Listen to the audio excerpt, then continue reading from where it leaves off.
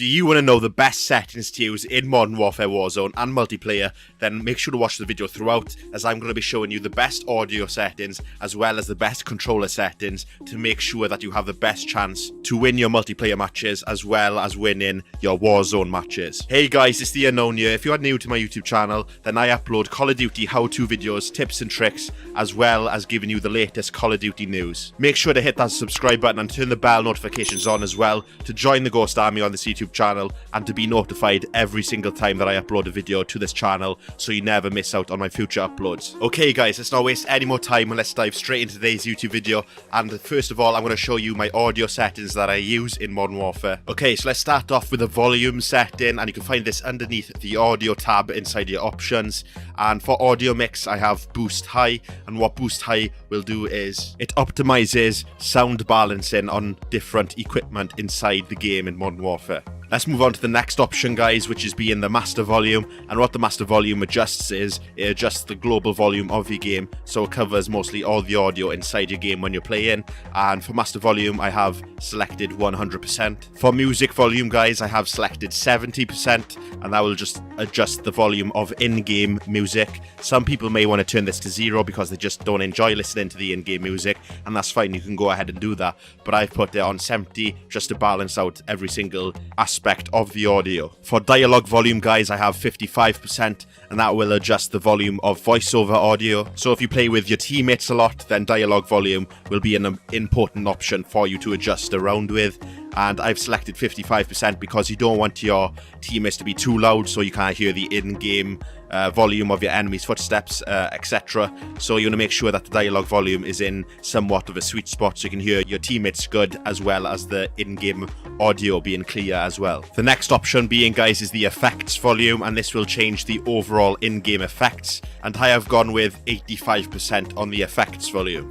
For the Juggernaut music, guys, I have enabled. If you want to disable this is fine, but what the Juggernaut music does is just some kill streak in the game, and it makes kind of a sound effect, so have that enabled if you want it to be more realistic, or if you want it disabled if you find it annoying, that's fine as well. For the next option, guys, which is the hit marker sound effects, I have the classic one, which is the old school Modern Warfare hit marker sound effects. And if you want no hit marker sound effect, that's okay, it'll just make no noise whenever you have a hit marker. Or if you want the new modern version of the hit marker sound effect that Modern Warfare has made, then you can also go ahead and select that option as well. Moving on to the voice chat section of the audio tab, and the first option being the voice chat. Then for this one, I have selected the mute everyone except party. You can use this on enabled if you want, and you can hear everyone inside your game, but because I like to do YouTube videos and recordings, I select the mute everyone except party because I don't want to hear random people screaming in my lobbies. It may be for some of you people and you find it funny. If you do, go ahead and leave it on enabled, or if you don't like any people talking in your lobby, then you can click on disable. It's totally up to you, it's total personal preference. For the next option, guys, being the open mic recording threshold, and this is the amount of noise that you gotta produce for the microphone to pick up your voice through the microphone. I wouldn't really change this setting at all, guys. I would leave it on the default setting. I haven't changed mine, and I've left it on 3.16. For the next two option, guys, which is voice chat volume as well as your microphone volume, I have left these both at 100%. And the last option, guys, is kind of cool. It's a voice chat effect, and what this will do is you can actually change the effect of your voice when you're talking in-game, and it can change it to the classic chatter, which is feeling nostalgic, coordinate with your team using classic Modern Warfare radio effects, and it makes your voice sound like you're playing Modern Warfare 2 back in the olden days. So that's a cool setting to have, but at the same time it's kind of annoying and you can't really understand your teammates that well, so I wouldn't really use it unless you're having a bit of a laugh. Then you can go ahead and use it, it's totally up to you. But if you're taking Modern Warfare seriously and you just want to get more wins, then I would leave this voice chat effect on no effect. Moving on to the controller tab of the options section, guys, and don't worry about the general tab, just leave that as it is, as there isn't any important settings in there. Just leave them all on your default settings because I haven't messed about with those options at all, so I'm just going to go straight from the audio tab to the controller tab, being the main part of the video. So for the button layout preset, guys, under the control tab section, I have gone with the stick and move flipped, and what this button layout preset does is it slightly changes the controls from the default, obviously, and it leaves you use your right analog stick on your controller to jump and to mantle over objects inside Modern Warfare. And that's the only reason why I've changed my button layout preset to stick and move, because I like to jump shot and it makes it 10 times easier to jump shot if you can't use claw. In a way guys, this setting turns your controller into a cheap version of the scuff. And just to let you know guys, I am using the flipped version of the stick and move, as you can see, and I like to use flipped as well because whenever you're using the back buttons on your controller, being the L2 button and the R2 button on the PlayStation controller, it takes longer to push these buttons in, therefore it's going to take longer for it to communicate with the PlayStation 4. So I like to use the flip version because it's faster to push the buttons in, therefore your character in the game can react faster and get the shots off faster. For the next option guys, being the stick layout preset, I have it set to default, as well as the invert vertical look, I have this disabled. Then there's a dead zone option as well for your controller. I've left this on the default option, once again being the 0.05 for me. Now the next two options guys, being the horizontal stick sensitivity and the vertical stick sensitivity. These two options are totally up to you. It's all personal preference, and I play on sensitivity 4, and I know to some people that sounds like a really low sensitivity, because it is, to be honest with you, because this sensitivity can go up till 15, I think, I'm not too sure, but anyway, I play on a really low sensitivity, and I always have done, because I find playing on a low sensitivity for me makes it easier for me to aim and lock on to my enemies. But everybody's different when it comes to sensitivity, so I would leave this on whatever setting you have already. Unless you're struggling with your sensitivity, then you just need to experiment with these two settings, as it does affect your overall gameplay massively in Modern Warfare. For the ADS sensitivity multiplayer, on the low zoom I have 1.20, and on the high zoom I have the 1.30. For the next option, being the aim response curve type, I have standard, and for the controller vibration guys, I have it on the disabled.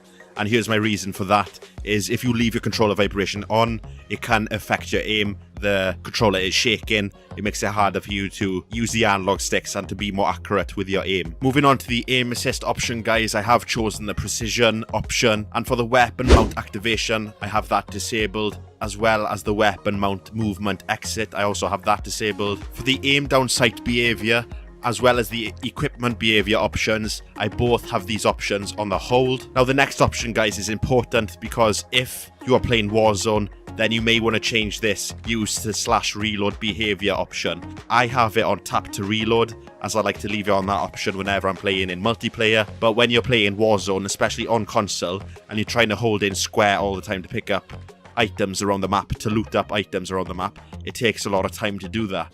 So if you change this option to contextual tap, it will make you pick up those items a lot faster by simply tapping the square button. The only reason I like to swap back to tap to reload inside of multiplayer is because if I'm throwing a C4 up in the air or something like that, and I need to double tap square to blow it up, and I'm using contextual tap, half of the time I pick up the enemy's weapons on the floor. So that's the only reason why I swap back and forth from the tap to reload inside a multiplayer, and then if I play on Warzone, I switch back to contextual tap. For the next option guys, which is the depleted armor weapon switch, I do recommend that you enable this, because it's very handy to just automatically switch your weapon whenever your main primary weapon is out of ammo, and you can just get to your secondary weapon a lot faster. Moving on to the movement section guys of the options, and for the slide behavior, I have it on tap. For the auto move forward, I have this disabled, as well as the automatic sprint, I also have that disabled, as I find these options to be annoying if you have them on enabled, because you might accidentally activate these settings when you don't want to do it. And for the last two options guys, being the vehicle camera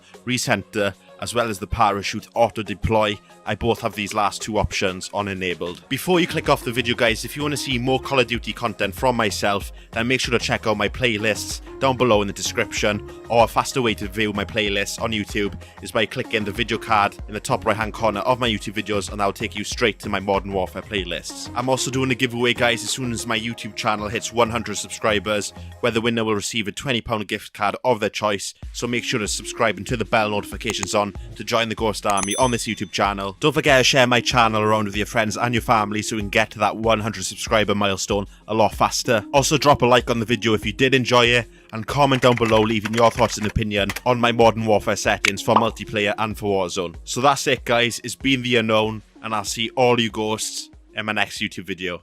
Ta-ra.